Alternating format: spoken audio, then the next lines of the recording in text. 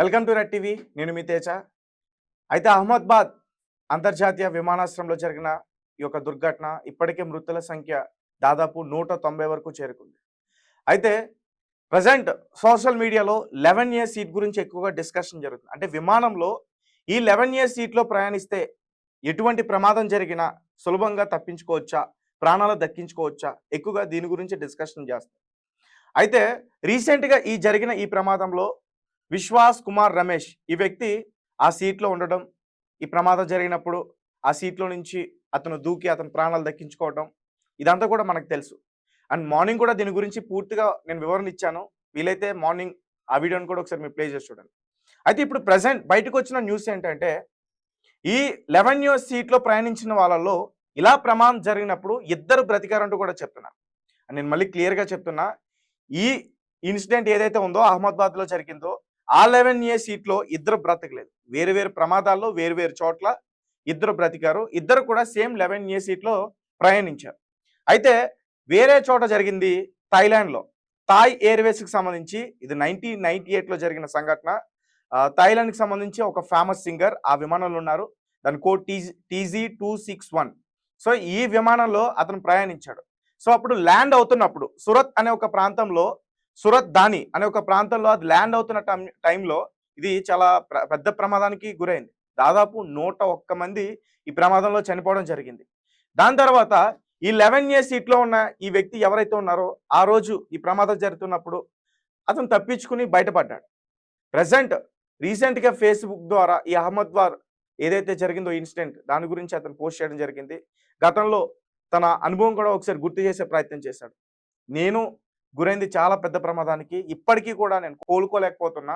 అలాగే మరీ ముఖ్యంగా నా ఇంటి గది తలుపులు, అలాగే నా ఇంటి గది కిటికీలు, విండోలు ఎప్పుడు కూడా తెరిచే ఉంచమంట. ఎందుకంటే అవి క్లోజ్ చేస్తున్నప్పుడు ఏదో పెద్ద ప్రమాదం జరుగుతుంది, ఏదో నా మీద పడిపోతుంది, నేను ఎక్కడికో లోయలోకి వెళ్ళిపోతున్నట్టు ఇలా అనిపిస్తుంది. కానీ నేను ఎప్పుడు కూడా మ్యాక్సిమం ఆ ఇన్సిడెంట్ అయిన తర్వాత కొన్ని సంవత్సరాల పాటు నేను ఇంటికే పరిమితం అయ్యా. అలాగే నా ఇంటి కిటికీ ఎక్కడైతే ఉందో అక్కడే కూర్చుని బయట అంతా కూడా చూసేవాడిని.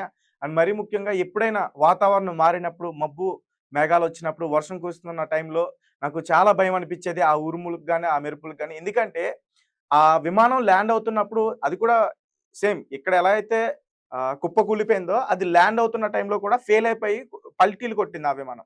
సో అప్పుడు పెద్ద శబ్దాలు రావటం, పెద్ద ఫైర్ రావటం, సో ఆ ఉరుములకి ఆ శబ్దాలకి రెండు ఒకేలా ఉండటం, సో ఇతనికి పూర్తిగా అదంతా కూడా గుర్తుండిపోయింది. దాని ద్వారా అతను చాలా భయపడ్డానని చెప్పాడు.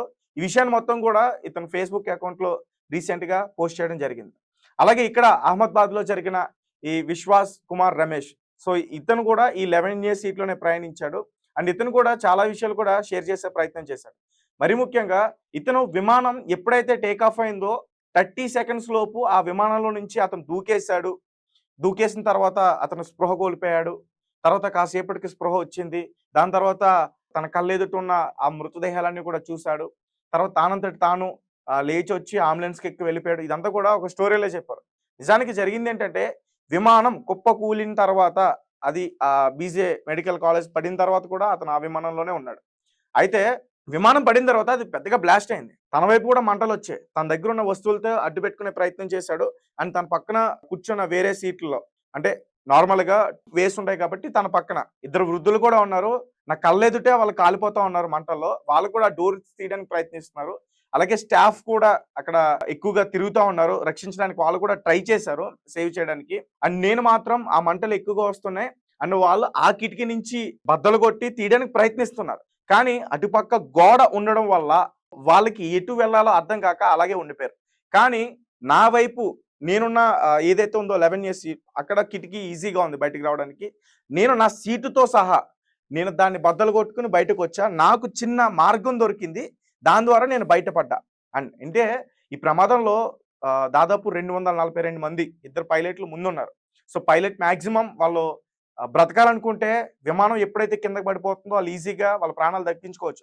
కానీ చివరి వరకు కూడా వాళ్ళు పోరాటం చేశారని చెప్పుకోవాలి. ఎందుకంటే 229 మంది, సో వీళ్ళందరూ ప్రయాణికుల ప్రాణాలు వాళ్ళ చేతుల్లో ఉన్నాయి. సో దాన్ని దృష్టిలో పెట్టుకుని చివరి వరకు కూడా వాళ్ళు ప్రయత్నించారు. కానీ ఫెయిల్ అయ్యారు. మొత్తం అందరూ కూడా చనిపోయారు, ఈ ఒక్క వ్యక్తి తప్ప. సో తనకి మార్గం దొరికింది. దాని ద్వారా అతను బయటపడ్డాడు. తర్వాత స్పృహ కోల్పోయాడు. మళ్ళీ స్పృహ వచ్చిన తర్వాత ఆ బిల్డింగ్ ఏదైతే ఉందో దాన్ని దిగి కిందకొచ్చాడు. వెంటనే స్థానికులు గుర్తించి అతను అంబులెన్స్‌కి తీసుకెళ్ళి వెంటనే ట్రీట్మెంట్ అయన్నీ కూడా ఇవ్వడం.